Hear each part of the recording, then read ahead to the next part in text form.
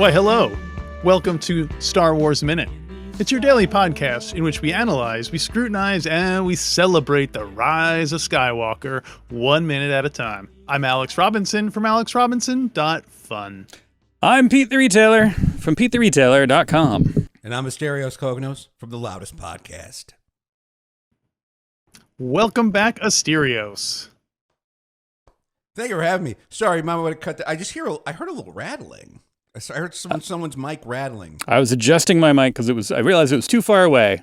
Oh, okay. All right. Well, somebody must have moved it in the course of the night when the cleaning crew came through here. They must have adjusted my setup. So who dares? Between yesterday's episode and today's, my setup was in a different place. So all right, well, it's okay. All right. Well, hopefully, with that out of the way, we can move on to talking about minute number 93. Mm-hmm. Of Star Wars, Episode 9, The Rise of Skywalker.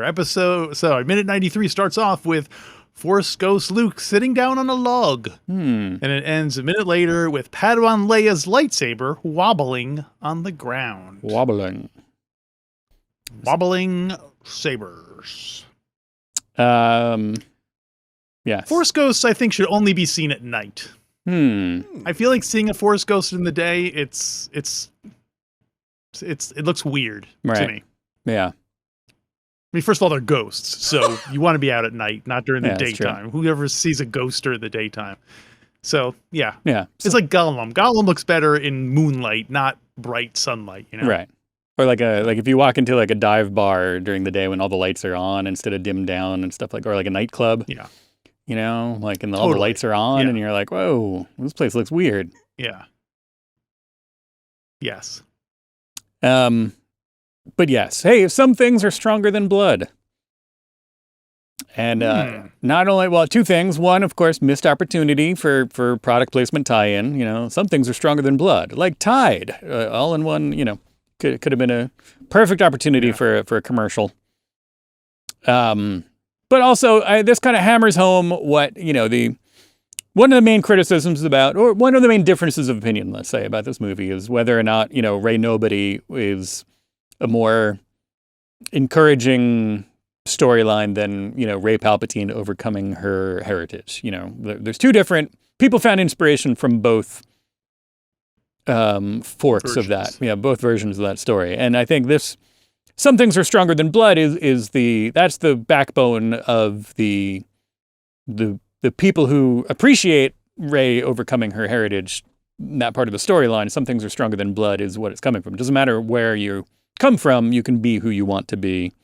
I think that's something that Riley was talking about, a couple of other of our guests, of the people who appreciate this part of Rey's story. I think this kind of encapsulates some of it. It's a blood capsule that kind of,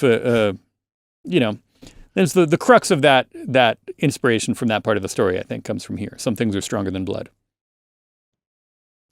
I assumed he was talking about the Rancor. So,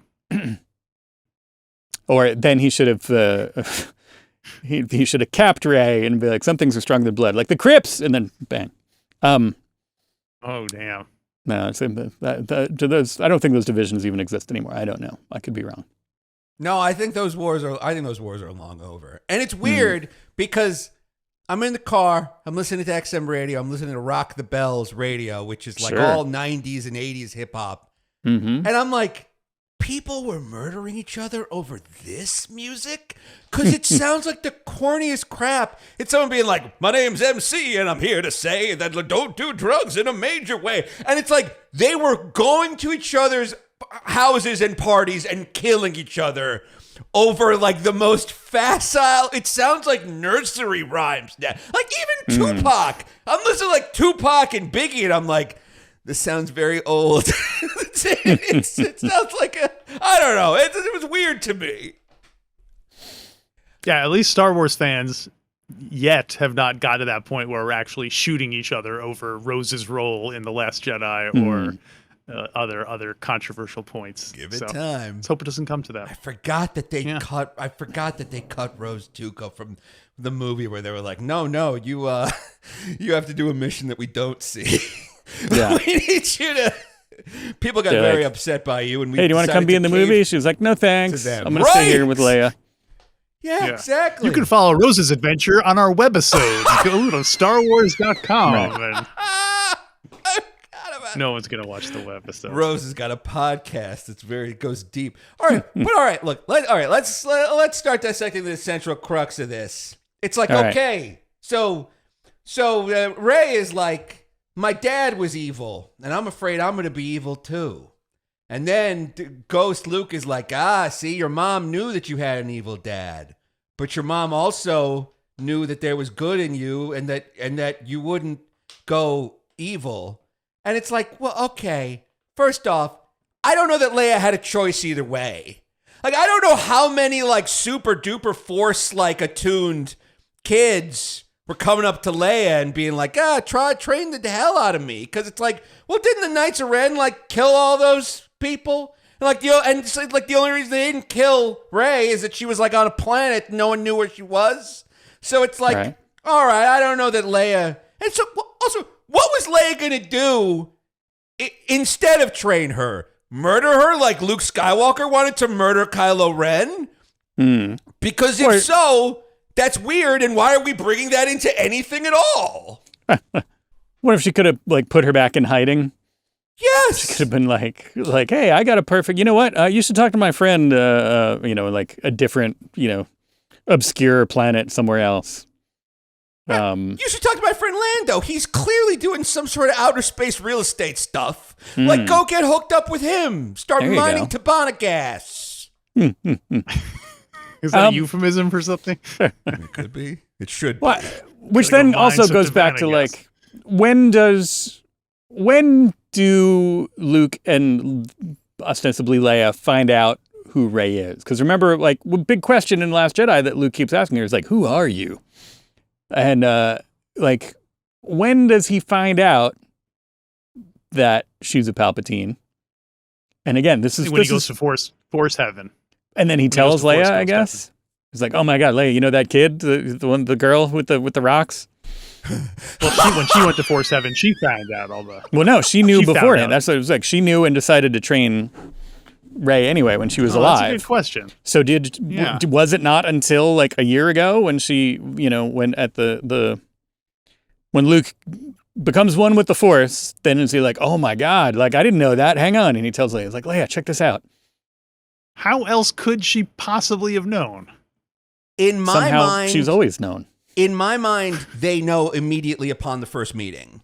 Like the first time Leia meets this girl, the first time Luke meets this girl, they're like so hopped up on midichlorians. They're like, yeah, I can smell Palpatine juice on you. Like, I know you're a bad guy, and I'm going to ask you these questions about who you are because we're going to try to figure out your actual identity, not your genetic identity. Which is another thing that's so the movie is like trying to say like genetics aren't destiny. And it's like, is this a point that, was there any confusion on this? Like, if someone's got like a dad who's like a criminal, I'm not going to assume that person is also a criminal because their dad was a criminal. And if I did, I would be wrong. That would be bias. You know what I mean? Right. So it's like, maybe that's the less, this is who it's for, is the people thinking like, well, my ancestors were superior people, therefore we're superior people genetically. Let's throw that away here. Maybe this movie is being anti-racist in that sense. It's trying to be, absolutely. I'm not suggesting that it is effectively doing that at all, but it's something to take away from it. I don't know. But I mean, the movie gets criticized for the choices that they made, that some of which can be perceived as at best racially insensitive, if not racist, in terms of minimizing the input of some characters over other ones, but also like, I don't know. That is an important thing to throw in there. Let's not forget that. Let's keep it. And I guess also we are old people. Yeah. These movies are geared at children, and children, they haven't learned all these lessons that we've learned for, decades of life experience. So to them, they're like, boy, my dad's a jerk. So I guess that means I'm going to be a jerk too. And then they go see this movie and they're like, wait a minute, maybe I won't be a jerk. That's a very good point out. Like, Pete, when I was agreeing with you before, like, yeah, I don't think that this is like an anti-racism thing, but it's an anti-bias thing. It's like what they're trying to do, where it's like, who your dad is isn't who you are. I don't know. and also I agree with you, Alex, that it's like, well, this is a movie for kids, and it is good to teach kids like be cool and not lame. You know what I mean? It just seems like it's a toss in. It just doesn't move the needle for me. Where it's like, is Rey gonna be evil because her dad was evil? It's like, well, no. Well, it skips a generation. Her dad was squib. Her dad had no nothing. No, you're right. Her grandpa, which is even dumber, where it's like, am I going to be evil because my grandpa on my dad's side was evil? It's like, what a weird question to ask yourself. Look at Kylo Ren. I mean, he's like, that's his maternal grandfather. That's what he's all like, yeah, I'm going to be evil because my mom's dad was evil. That's my birthright. I'm going to be like, it's leaning into that. Like, don't be like him, be who you are. But be good despite what you might be born into. But at least with that's one thing that, and that's one thing I think modern kids can definitely relate to is that they want to be just like their grandparents. I want to be as cool as Gramps. Well, look, I was gonna say with Kylo Ren, you could at least be like, he also decided to be evil because his uncle tried to stab him in his sleep. And he was like, all right, well, I guess being good is getting me stabbed, sleep stabbed by a father figure. There probably aren't any more other Jedi schools open other than Luke, so it's either Luke or Snoke. What? You got to look around. What choice do you have? I don't know. There's always that would be an interesting. I would like to see another story about another Jedi school out there. Well, that's, and I don't know if you're being ironic here. Like, well, that is what's coming because they're making a Rey movie now. And I meant like alternate to this timeline, having like instead of Luke's Jedi school, post Return of the Jedi, pre Force Awakens. Like, I would like to see somebody else who picked it up and decided to run with it because we keep people have criticized us for glibly saying like, oh, they keep finding out new Jedi, but like there are always more Jedi than we thought. When somebody needs a storyline, they're just like, oh, and this Jedi survived Order 66 too. And then so like, let's go take one of those guys and have their Jedi school. Well, and now we've learned that like they also froze all their bodies. Because we see that in Obi-Wan where there's like a bunch of the Order 66 Jedi that you thought were killed. It's like, no, they're in that pyramid. Their bodies are in that pyramid. So it's like, which I thought was clever because they're like, now we can bring back everyone or anyone. I have no memory of what you're talking about. You don't know. In the Obi-Wan series, there's a thing where there's like, okay, like Obi-Wan like goes to rescue little girl Leia, and then there's like a hallway with a bunch of Order 6. You explain it, Pete. I had forgotten about it until you mentioned that, and I was like, oh yeah, it's almost like a Hall of Horrors, but it's all like suspended animation kind of crypt, hyperbaric chambers with the dead Jedi in them. Dead, who knows? Kind of like, almost Jedi like, in them. Yeah, like the kind of like the, if we can, now that we've started watching Rebels, kind of like in that first in season 1 of Rebels, where they're using Luminaria Unduli's ghost to lure Kanan to come check stuff out. I think same kind of thing where it's like hyperbaric, mummified chamber thing where they're keeping them alive for something. Not alive, but they're keeping them preserved for something. I don't know. I only a vague memory based on what Asterios just said. That I was like, oh yeah, we did do that. Must have watched that episode early in the morning. I mean, because that's the weird thing to me. Because Alex, you keep trying to accurately determine. Did they kill them and then freeze them in evil carbonite? Or did they stab them and shoot them in the back and then like the moment before they die, did they freeze them in carbonite? We don't know. We're not told. Like, I understand for storytelling purposes the reason they show that hallway, because they're like, what if someone wants to do like a Kit Fisto series? We could do a thing where like someone breaks into that pyramid and then grabs a big brick of Fisto. You know Kit Fisto pretended to get stabbed in Palpatine's office and just hid on the floor until everybody was gone, then went on to live another life. Oh, he could be the Jedi school. He laid low for a couple of years. Then once he was kind of like looking for money, and then he was like, I could teach kids how to be like Jedi. And so he went off into the far reaches of the galaxy and was just like, here are some cool things. It doesn't call it Jedi school. but he's like teaching them how to do cool stuff, and like maybe he's a little bit of a. I think he should call it Jedi School. It'd be like Famous Ray's Pizza, where there'd be all these different things saying we're the real Jedi School, right? And so on. All right. I want to rewind a little bit here to when period of Civil War. When Luke was training Rey in The Last Jedi, he did not know she was a Palpatine. I don't know. We're not explicitly told. Because it seems like that would have been the reason not to train her, not this whole. That would have been a good time to say, you know what, you shouldn't be trained. Oh, although maybe that. So he's not in touch with the Force when she shows up and he does that. So he doesn't sense it then. Then once she leaves, Yoda shows up and is just like, hey, dude.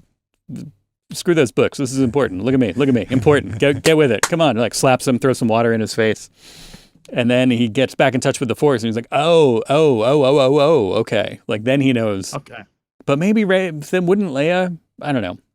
Again, people have been not harshly, people have been like, people's take on what Leia's connection to the Force is, a lot of people have strong ideas of their own about that. And whenever I say, or whenever we're talking about how it's like, it wasn't really her thing. They're like, no, it was, but she used it to do, and they don't get, they're doing it respectfully, but they're often very defensive about their position, their thoughts on, like Leia was strong with the Force and all this other stuff, which I don't think she was. I think that was the point of all this. But I mean, it's weird because she could fly through space with the Force, right? Like, and not die out there. She can use the Force to protect herself against the hard vacuum of space, hold her breath a bunch, which is a Jedi power actually, because we see them do that in the prequels, where they're like, oh, and then they hold their breath before the gas attacks them, and she can use the Force to telekinetically project herself back onto a ship. I don't know. I thought that scene was cool. I know people complained about, they were like, Mary Poppins, Leia, but it's like, no, I want to see Carrie Fisher, especially like older Carrie Fisher, being a badass. I think that's cool. That there's like she is. Yeah. She is, but not as a lightsaber warrior. She is as a, leader and diplomat, And I think that the things that holding your breath, Padawan can do it, which is Obi-Wan, and telekinetically grabbing something, Luke can do it, who's had like 20 minutes of training with his karate teacher who died. He did it in A New Hope without even any training in using it. Remember, as we just established, I think if you go back to 10 years ago, I think we've speculated that was Obi-Wan sitting in the seat, like guiding him through it, being like, "Yes, use the Force," and pushing the torpedoes down into the hole. Oh yes, didn't you feel that? Yes, the Force, great, wonderful. Like when you give a kid a toy steering wheel, it's like, exactly. You're help. It's like Maggie Simpson in the back seat, being like, yes, reach out with your feelings. Good job. You're very good. You're doing so well. But yes, I think I'm proud of you. Telekinetically grabbing something and holding your breath are fairly basic, Jedi 101 powers. So I don't think either one of them. I think she tried, she dabbled in it, and it was never her strong suit, as evidenced by what we see on screen. That's what I'm getting from it. She was like, I'm not going to be good at this, and we do find out a little bit. I think it was in this movie that. No, that's in tomorrow's minute. Tomorrow's minute. Yeah. That we hear more about what Leia was thinking. But so Luke says confronting fear is the destiny of the Jedi. Luke doesn't say that. ADR Luke says that. Did you guys notice how much ADR Luke says all this stuff? Well, I think they said, you know what? Let's just have you. Let's do a film of you standing with Rey, and then after we finish the movie, we can see, okay, what plot points did we not do, and we'll just have him say all those things. It's like Francis Ford Coppola said, he always films a scene of someone on the phone where you can't see their mouth talking, so that if he needs to, he can have that person explaining something that has to be in the plot, as part of the thing. Anyway, that's my genuinely think that is what happened here. Like, I think they were like, let's shoot a lot of Rey's face and a lot of Mark Hamill's shoulder because we're clearly writing this script as we're making it. Like, Luke says a bunch of stuff in this scene that falls apart or at least it seems like nonsense. He's like, it's a Jedi's destiny to confront their fear, and it's like, is it? Isn't a Jedi's Well, it's interesting destiny because for Luke it was. But it's like, well, isn't a Jedi's destiny to like restore balance to the Force, or isn't a Jedi's destiny to like? No, that's the greatest Sith Lord of all time. Wait, what? I'm sorry, I couldn't hear you. I think you're thinking of the greatest Sith Lord of all time, Darth Vader. It was his destiny to bring balance to the Force. Yeah. Okay, well, right, exactly. Like whether, because it was like, we thought it was a Jedi destiny, it was actually a Sith destiny. But it's like, all right, bring balance to the Force. That will put that on the board. I would assume a Jedi's destiny is to restore peace and justice to the galaxy. Because it's like, but to do that, they have to confront their fear. They can't do that unless they confront their fears. It just seems so weak, though. It's like if Luke didn't go confront Vader, right, then he would not have been a Jedi, and the galaxy would have been doomed. So he had to go confront his greatest fear. I think it's a good message because that's also something we should all do. My greatest fear is a nuclear holocaust. Yes. So I figure if I kind of confront that and go watch Oppenheimer, then you'll confront face your fears and you'll. No, yeah, I know what you're saying. It's like exposure therapy, like when you put your hand in the spider tank. Like, right. Yeah, but I don't know. You can't live in fear. Spider Tank is that's like one of my least favorite reality TV shows. Spider Tank, where it's like. Yeah. You go try to. Also, you'll notice Yoda pitch creepy Halloween ideas instead of money-making ideas. Yoda dies peacefully in his own bed. You'll notice. So. Oh yeah, he doesn't. Maybe he was afraid of the dark or something. He was afraid of. He was afraid of snakes. Yeah. He did have a lot of. I will go live on a planet filled with snakes. But it's like Luke. But Luke confronted Vader before. Is the thing that makes that weird. Where it's like Yoda was like, don't confront Vader. You're not ready yet. And Luke was like, yeah, I'm totally ready. I don't care. I'm going to save my friends. This guy's no big deal. I'm the best. And then he, gets owned on the Bespin. Wasn't ready. And then Yoda's like, in order to graduate, you got to go confront your dad. And it's like, well, was he not going to confront his dad? Like, this guy, like Luke was gonna try to stop the bad guys. Like, why is this? It's like, and then that's also his Jedi destiny. It seems like weak tea to me. I mean, that's what Rey is doing here. She's like, I'm not gonna go confront the bad guys. I'm gonna just go hide and not do it. And Luke was like, no, listen, it's part of it's in the fine print. You actually have to go confront the bad guys, stop the bad guys. It's interestingly, Leia urges Luke to go into hiding and not confront Vader. Right. That's right. Jedi. She's like, go run, go do some, go somewhere else. And Luke's like, no, I have to do it. So, well, and then, anyway. Luke brings it around. He's like, well, if you don't confront Palpatine, it'll mean, the end of the Jedi and the war will be lost. But, no big deal. But whatever, if not, I mean, we could figure something out, I guess. Like, but, just letting you know, if you don't go confront Palpatine, end of the Jedi, war will be lost. Let me know what you can do. If you can work something, it's very like, oh. The specific phrasing that kind of triggers me and that made me like realize like I think this thing was entirely put together in the editing room in post was like, and the war will be lost. Where it's like Mark Hamill tries his best to deliver that line. Like he does it low. He's like, and the war will be lost. And it's like, okay, I get it. You like threw all your acting juice into that one thing. But it's like, does Luke Skywalker care about who wins or loses the war? Shouldn't you care about like people not getting killed? Shouldn't you care about like good triumphing over it? It's like the war. Who gives a shit about I don't know. It just seems weird that like Luke is like super interested in the outcome of this war now. Well, if you recall, his first line in the movie was literally "Win the war." Because he was Bulio. Mark Hamill was the voice of Bulio, so you think that was really Luke in like disguise, and that's his whole.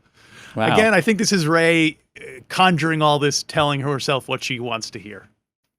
So that would make sense. Oh, look, and the last thing I want to say is this: Rey's not like I'm gonna hide on Octo because I'm afraid to talk to my dad or my grandpa. She's like, I'm going to hide on Octo so I don't become my grandpa. And if I hide here and don't ever leave, it's kind of like when someone tries to, It's like when someone sees like a future premonition of their death and they're like, well, I'm going to hide at home, but then they end up getting clocked by someone at home. It's like, that would work. Like, Rey's like, I'm afraid I'm going to become an evil Jedi, so I'm going to hide here. That actually is a workable plan. You could do that. The person she's afraid of turning into is still out there doing what the evil stuff that they would do. That's the only problem with that. She's got to not only stop herself from becoming the Emperor, but also stop the Emperor from being the Emperor. Yeah, that's the thing that's why I'm saying it's a little bit mixed up, because it's like, if she went to Ahch-To and she was like, oh, hell, the Emperor's going to kill me for sure. He's the Emperor. I'm so scared to face the big, bad Emperor. And then Luke was like, no, you're tough. You can do it.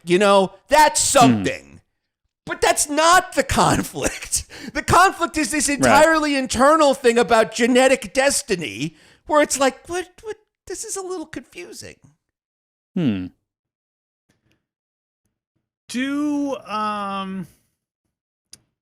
you sorry, okay. You're like totally at a little mini stroke there.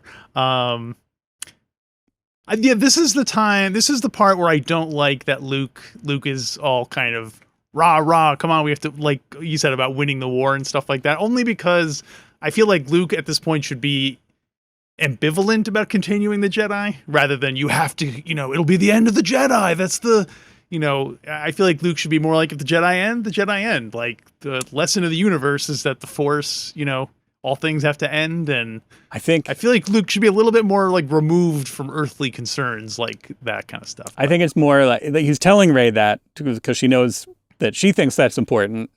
And also because like that'll get anything he can say to get her to go stop Palpatine, because he's still on the hook for Palpatine. He's like, I thought I took care of that. It's still out there. So like, if you could just take care of this, like, look, this is just, people are going to look back and they'd be like, oh, we thought, like, Luke said that he killed the Emperor. We all took his word for it because nobody else was there. Everybody who saw it blew up. We all thought that Oh, wow. So like, if he's back and if he takes over, that's kind of all on him, kind of. So. What are the ethics of lying? Well, if Luke had known Palpatine was still alive, do you think would he have not done his ghost death thing, If he knew Palpatine was still alive, would he be like, well, I can't do this Force project myself there for this fight, can't because waste that will it kill me, on and this I guy. have to go get Palpatine. So also, what are the ethics of lying? Could Luke say, yes, I had a Force vision and it showed you killing the Emperor, so you're all good to go, and everything, I looked into the future and you save the galaxy and you don't become evil. Is that wrong? Right. It's the Space Jam conundrum, where like they give, how so? Where like they're like, oh, this is Michael's secret stuff, and if you drink it, you're good at basketball. It's like, well, that's a lie. You're lying to them, but it worked. They played good basketball for a long time. Yeah, the Dumbo feather, another object that convinces someone that they have superpowers. Yes, is the feather Dumbo has. Anyway, so I was going to. So yes, it is ethical to lie for a greater good, is what you're saying. Although the Jedi lie all the time. They lie. And the lies of omission. They're clearly omitting that she's a Palpatine. They knew. They didn't tell her. In itself could be a lie. They're lying that they knew. Right. They're like, yeah, we all knew that. That was obvious. With the Force, we all, of course, we could tell that with the Force. The moment we saw you, Palpatine. Yeah. But they don't know. It's all fake. You got that Palpatine walk, You got that Palpatine strut in your step. Je ne sais quoi. Yeah. Speaking of things being passed down, but speaking of objects, something my sister would want you to have. And I was trying to think of like what's the funny. I feel like every time I go, there's. I kind of wanted it to be like her Barbies or her like her Alderanian girl dolls or whatever, like that something, because it was like I feel like lately anytime I go anywhere, because I have a kid who's I have a daughter who's 8, 9, and when we go to a lot of people who are just like the people who are just a little bit older have all outgrown stuff. So everywhere we go, people are just like, oh, have more like Barbies and stuff. And so it's like, I feel like that was kind of washing over me here. That I was like, oh, there's something my sister wanted you to have. Here, you still play with these, right? You want to? Well, I think it's Kids like dolls. It's goofy that it's the lightsaber. Okay, listen. I like the idea that Leia has a lightsaber a lot, actually. Sure. Like, I know, earlier we were talking about the schism. Like, in my mind, it was always like, look, Leia could have trained up and became a super Jedi, but she realized that she could probably accomplish more as a super diplomat. And and she was wrong because 5 planets got totally owned in that first movie. So it's like, ooh, maybe she should have been a sword lady. But like, wouldn't it have been more powerful if it was Leia's diaries than her sword? Because it's like, you already have a sword. You tried to throw that sword in the fire, and then Luke caught it and gave it back. It's not like you need another sword. I mean, I guess they do because you got to give the sword to the guy. But it's like Leia's memories, experiences, hopes, dreams, like failures, successes, like the history of her life. I think it would have been more powerful than like, here's another laser sword because we're going to have a scene where you're going to need another laser sword. Alternately, yeah. Well, there's a lot of bad lightsaber decisions over the course of all the movies that aren't just Star Wars or actually outside of the original trilogy. There's a lot of bad lightsaber decisions. But not to play. Well, again, this is my first note for tomorrow involves the lightsaber stuff. So but since I brought it up, let me think. Let's do a little bit now. I'm going to borrow my first note from tomorrow. No, but we see it ignited tomorrow, so I don't know. I don't know. You could save this. What a great cliffhanger this is. All right. Yeah. All right. Let's save it for tomorrow. Save it for tomorrow. What is Pete's opinion on the laser sword? Can I just have one thing about it? This is specific to this minute. That it's hidden. The lightsaber's hidden in this little wall. Mm-hmm. You think there are other, like, I would almost be like pulling out every stone. Are there other goodies in here? Like is it $25,000 hidden in one of these things? And Luke's weed stash. Well, so all right, let me use half of my point. It's not my note from tomorrow, but it's something else. So a more effective thing, a bad lightsaber decision is if there's instead of Leia's lightsaber, if Luke, well, this is Rey doing the pulling out because Luke can grab a lightsaber, but he can't unload bricks. So this is Rey. Why do you assume that? I don't know. That's what it says in the novelization in Star Wars: The Rise of Skywalker expanded edition by Ray. So maybe he couldn't milk this. Maybe he couldn't milk the sea siren. I don't know if he can't pick up bricks. I'm not saying he couldn't, but I don't know. Might have taken a lot. I mean, later we see him lifting the X-wing, so I'm sure he could move a brick if he had to. The milk might not be worth the squeeze. Yeah. But wouldn't it be more powerful and more meaningful within the course of the story if he pulls out a brick and pulls out Kylo Ren's lightsaber from before he was Ben Solo's lightsaber from before he turned, and say, "Here, you're going to need this." Yes. And then when she goes and she meets up with him on Exegol and's like, "Here, you're going to need this," and gives him his lightsaber back from when he was Ben Solo. That's meaningful. You know what I mean? That's like, here. Would she know it was Ben Solo's, or would they only realize that just once show the back of Luke and have him be like, "This was Ben Solo's lightsaber." You know what I mean? No, but I mean in terms of. I feel like it would be more powerful if Rey took it, didn't know it was Ben Solo's lightsaber, and then when she met up with Ben Solo, gave it to him, and he was like, "Oh my God, this is my lightsaber," and then that's when she would realize it. But I can't see how Luke could give it to her without some explanation. Right. Here, take this lightsaber. Don't ask me. There's a story for another time. Right. Yeah. Again. Okay. Yeah. No one ever wants to talk to me about where lightsabers come from. No, but I know exactly what you're saying, Alex. Where it's like. He hands him the lightsaber, and Kylo's like, "Oh yeah, that's the lightsaber I used to stop my uncle from killing me in my sleep. I remember this. Cool." You're no longer grounded. You can have your lightsaber back. It's been 30 years. I do like it. I feel like it would have been stronger with Ben Solo's lightsaber. Yeah, 100% agree. Although I don't know, Ben Solo fighting with. Does Ben Solo fight with Princess Leia's lightsaber? Because that would be strong. Him fighting with his mother's lightsaber. Yeah, that at least is okay. As opposed to Rey using it, which wouldn't be as good. Well, this will continue. My first note for tomorrow is the lightsaber question, so we can move into it because then I got other things to talk about. But I will agree that like Rey using Rey using Kylo's saber, and then Kylo using Luke's saber. At least that's something. Like, I guess my final question is, why does Luke have Leia's lightsaber? Why did like Luke take his sister's laser sword to like a planet full of birds and milkmaids? Like she's not gonna. Well, we'll address that tomorrow. That's in tomorrow's notes too. Real? Okay. Well then, because I'm seeing this and I'm like, so far I'm like, I'm confused and a little irritated. So I'm looking forward to being enlightened and mollified. Still irritated, but Yeah. at least you'll know what's going on. Less confused, still irritated. All right. Well, hopefully you will come back tomorrow. Can't wait. Is that okay? Well, you know what? We plug a lot of things here on the show. I'm going to plug something I've never plugged before, which is my own personal merch store. Sorry, What? Pete. I got to do it. If you go to alexrobinsonsupergenius.threadless.com, or you can just go to alexrobinson.fun, you can find a link there. But alexrobinsonsupergenius.threadless.com will take you to my merch store, where we have I have all sorts of fun designs up there. Not Star Wars related. All my Star Wars related designs go to Star Wars Minute. So, P, you have any personal projects you want to plug since I'm... I did also start my own Threadless at some point, but I've only put like one thing on it, and I don't remember what it is or how to get there. So I wouldn't point anybody to it because, Okay. Asterios? No, I mean, I want you to listen to the Loudest podcast. Don't worry about buying my stuff. But I'm looking for one of your comics because I want to promote it.